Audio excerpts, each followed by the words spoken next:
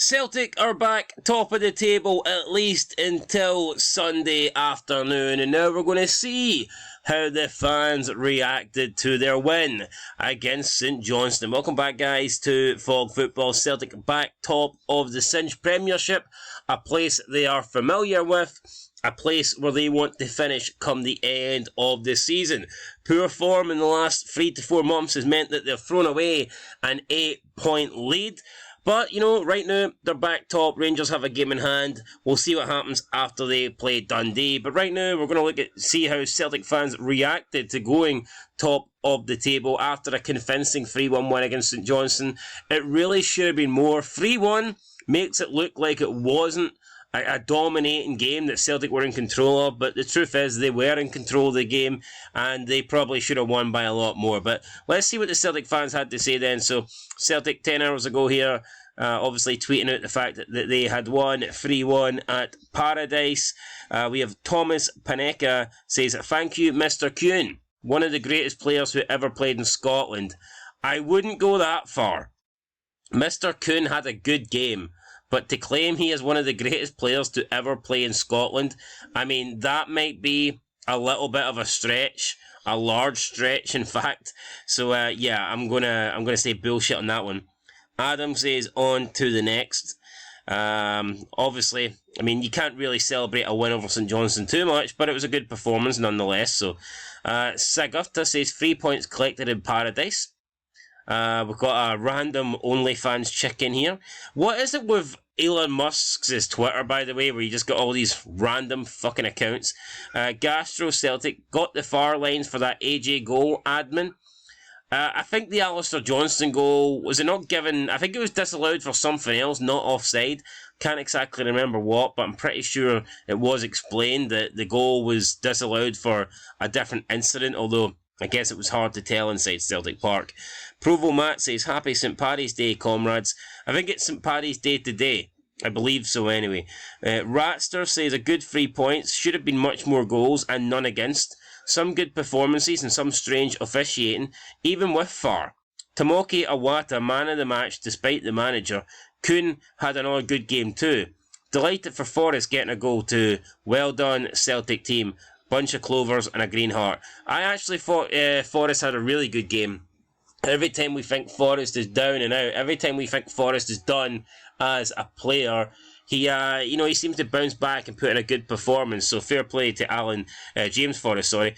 Alessandro Etze, "We absolutely had to win, and that's exactly what we did. I don't feel like writing mission accomplished because, unfortunately, winning first position isn't up to us. But these 3 points are still a very important step. Go on like this." Pipster, "Corrupt SFA. Thought VAR can't get offside wrong. AJ a mile on for his goal. Pure corruption. Speak up, Celtic. The goal could be the difference in the title race." Again, I'm not exactly sure what it is. I would need to rewatch it, but I'm pretty sure that the goal was disallowed for something that wasn't offside, but it is what it is. Russell says, "Never start Welsh or Scales again. This today proved they're no good enough." Bit harsh considering they won 3-1, but I mean, whatever. Paul Malone, "Rodgers better have the balls and call the clear handball on the line in the first half. Was happy enough to come out about and slate the refs and far against Hearts, and rightly so. He'll probably be a bit disappointed with the offside goal. That was clearly onside and all." I don't think it was a penalty. I personally think that the St Johnstone player had enough. He didn't know what was happening. The ball hit him above the sleeve length, so it wasn't a penalty. But obviously Celtic were hard done by in the Hearts game. But just because Celtic were hard done by in the Hearts game, that doesn't mean that they should start getting penalties that aren't penalties. Two wrongs don't make a right.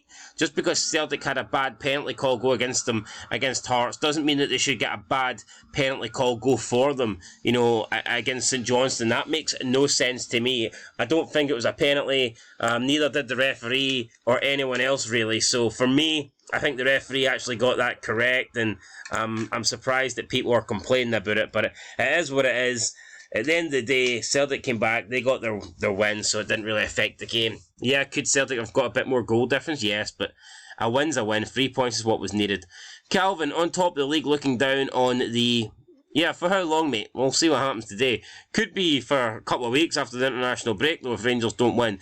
Logan Smith, top of the league, looking down on the Rangers. RC, St Johnstone's goal was disallowed out of pure bitterness, clearly onside. Flavius, Aietis, Kuhn, Kyogo and Tomoki, all excellent. Stop messing around at the back, though. I think another thing that helped Celtic today was Kyogo coming back in. Kyogo is so much better than Adia. I don't understand why you would start Adia if Kyogo's fully fit.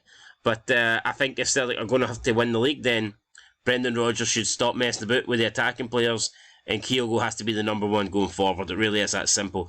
Jim Leitrim says totally on Brendan for us losing that goal, not replacing CCV with Lager Bielka. Schoolboy stuff.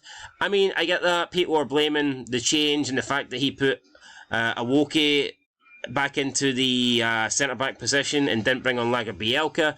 But you got to keep in mind, Lager Bielka has been shite as well. It's not like Lager Bielka's this solid rock that would guarantee a clean sheet. Lager Bielka has had his fair share of mistakes that have led to goals Celtic have conceded. So it would have been no guarantee. You cannot say that if Lager Bielka came on, St Johnstone wouldn't have scored, because Lager Bielka isn't that great. So I get what you're saying, but I mean, like, bringing Lager Bielka on doesn't guarantee a clean sheet. Tom McAdam, number 5, played good football, created lots of chances, scored free offside. Issue came when the Fraudgers put Awata into centre-back. We conceded a goal. They put Lagers on panicking. We went back to normal after that. Stephen Moore, think the referee had more touches today than some of the St Johnstone players. Yeah, St Johnstone were really, really poor, no doubt about it. Wee Dave, still waiting for the line for that Johnston goal, the Alistair Johnston goal. Again, it wasn't offside. Norrie Sinclair, a good performance today. Kyogo had a big influence on the game. Kuhn was good. CCV, very good. Referee, woeful. To tell Johnston to get a move on with a throw-in was laughable coming from what preceded that. I'd love to know the thinking of not bringing Lager Bielka on. Baffling. A lot of people here really bigging up Lager Bielka as if he's this like top superstar Maldini or some shit like that. Etiv, happy with the 3 points. Welsh is dug meat. Kuhn scoring against shite is no barometer. He is also dug meat. St Johnstone are shite. We need a new manager board and at least a 20-player turnaround in the summer, which won't happen. Pumped in Europe again. Rinse and repeat. So pretty negative there. Stephen F, need clarity on AJ goal as it didn't look offside at all. Alex, why is there hundreds of empty seats at all Celtic home games? I don't know. Why is there all empty seats at Celtic home games? Sarah McWilliams, well done, boys. Claire says some positive play today. We really need to be taking our chances, though. It should have been more than 3. I'm happy to see Kuhn taking the chance he's been given. Love that wee Jamesy scored 2. Bro, we go. And I think that will do us. Ryan Porteous, not the Ryan Porteous. That's going to be the last one. Hopefully conceding constant sloppy goals and missing sitters doesn't come back to haunt us with goal difference. It very well could. I believe goal difference is level right now, but Rangers have a game in hand, so therefore they do have a chance to improve it. But they could also lose that game in hand and, you know, their goal difference could get worse. So it all depends on how Rangers do against Dundee. I think Dundee will be up for it. I think Dundee, they need to win. Dundee, a victory would take them back into the top 6 above his Hibernian. So, yeah, no, I don't think it's going to be an easy game for Rangers at all.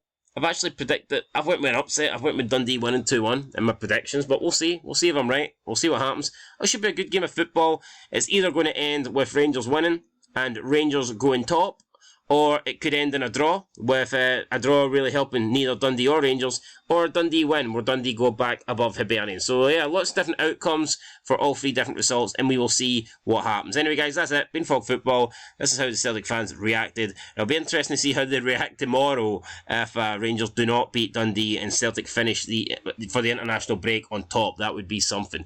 Anyway, we'll see what happens tomorrow guys. I'll catch you in the next one, or later today actually. By the time this is uploaded, it will be later today. So yeah, catch you in the next one. Till then, peace.